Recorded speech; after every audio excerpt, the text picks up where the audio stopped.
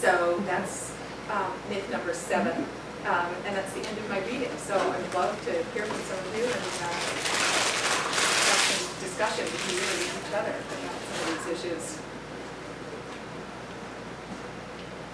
So much of this debate, there's, it seems, is driven by emotion. It seems it's very discouraging. There's emotion behind it that rationality doesn't seem to be able to reach, perhaps. I don't know. So I don't know how, have you faced a very hostile person about this issue, and how did you handle it? I've been on the radio almost constantly, it seems, in the past couple of weeks, and I've been really surprised at what a positive response I've gotten. But of course, the talk show hosts who invited me to speak aren't the ones who disagree with me, they're the ones who agree with me. I haven't been invited by Howie Carr and Lou Dobbs and those guys. And I assume that they have audiences who are also likely to be sympathetic. Certainly when I talk about these issues in my classes, though, I wouldn't say my students are hostile exactly, but they definitely have very different sets of ideas about immigration. My non-immigrant students, I should say. And even some students who are European immigrants who tend to hold very tightly onto this idea that, well, I did it legally, so why don't other people? And I think part of the problem is, I guess I see 2 roots of this problem.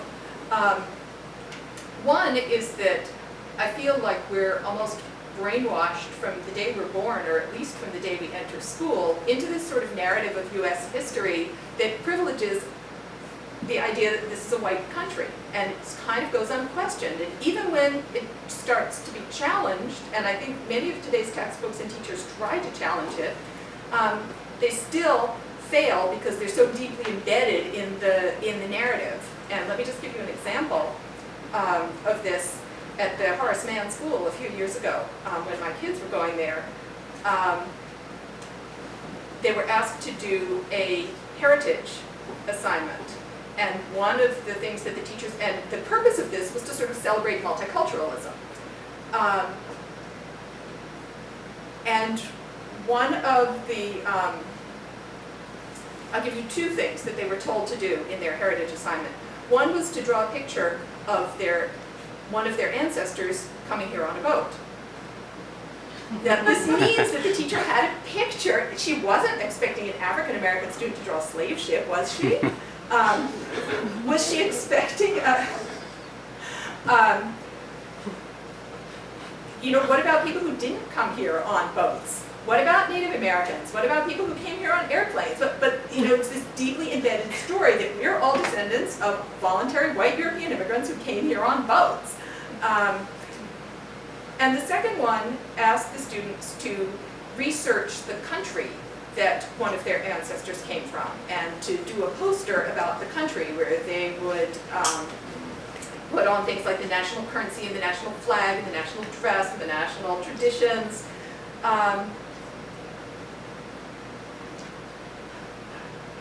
And I mean, there's a couple of assumptions in that assignment.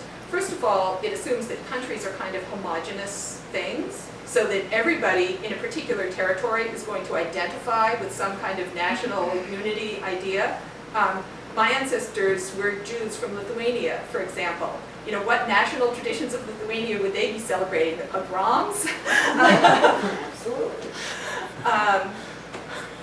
So it kind of, it reinforces this idea about countries being homogenous things. It also implies that everybody does have a country they identify with. And when I went to talk to the teacher about the assignment, I said, well, what do you expect African American students to do about this assignment? Probably most of them don't identify with any particular country in Africa that they know their ancestors came from. And she said, oh, well, they just do Africa. Like, it didn't occur to her that Africa wasn't a country. So, there's all of these deeply embedded ideas that we're brainwashed with that are very hard to overcome.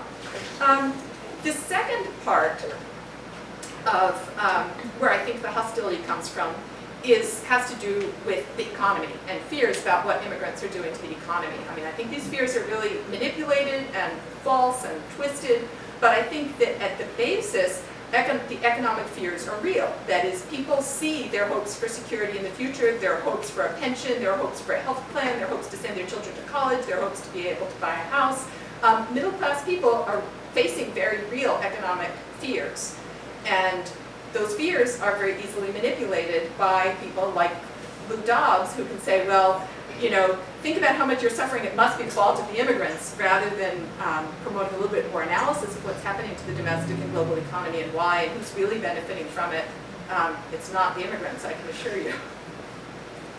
Well, I do come from a different point of view than you, but my point of view is taken in law, and the fact that this country, or all countries to a degree, are based in law, and all countries have discriminatory laws, which, because law in itself is an exclusionary process. And we live across the street, and my neighbor is a citizen actually now of Mexico, by choice, because she's an American who wants to live in Mexico. And because she's now a citizen of Mexico, she has to obey Mexican law, or they are going to kick her out of Mexico. And part of the law is that she's got to be in Mexico X amount of time, or she will lose her Mexican citizenship.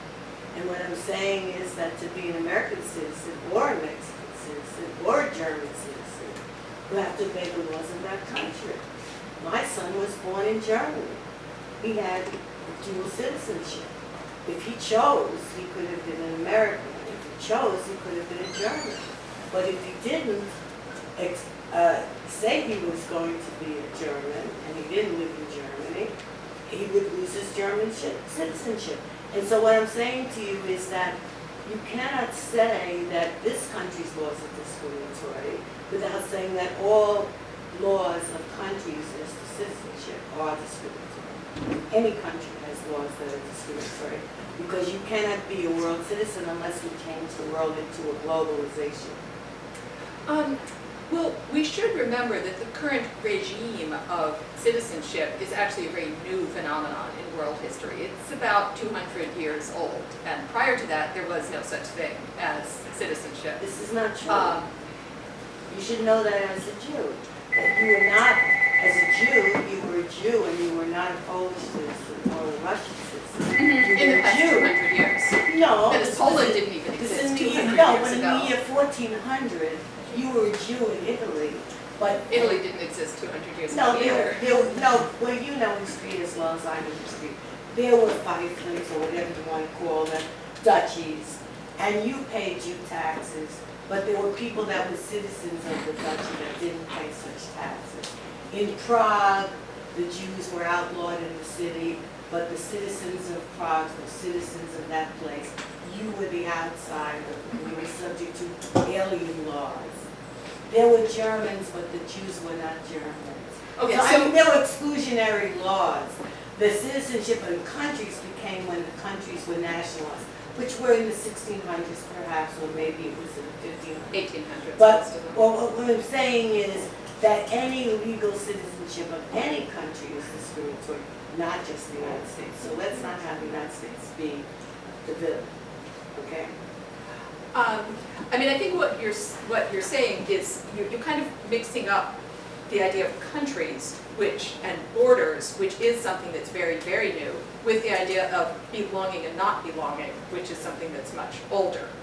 That is, groups of people, be they religious, ethnic, kin-based, have always had people who are in the group and people who are out of the group. The difference between the modern regime of countries and the United States, as its law seems to suggest, is the idea that rights should pertain to everybody in the country, that a territorial reality with borders is what defines who belongs and who doesn't. And that's where it starts to become this idea of discrimination. You say, well, yes, but no, because not everyone within the territory really gets to have Well, the Denmark rights. will not allow me to become a citizen. Norway will not allow me to become a citizen. Sweden will not allow me to become a citizen. But- Germany will not. So the fact that I am an American, I'm not sure Mexico will allow me to become a citizen and become eligible for Mexican rights.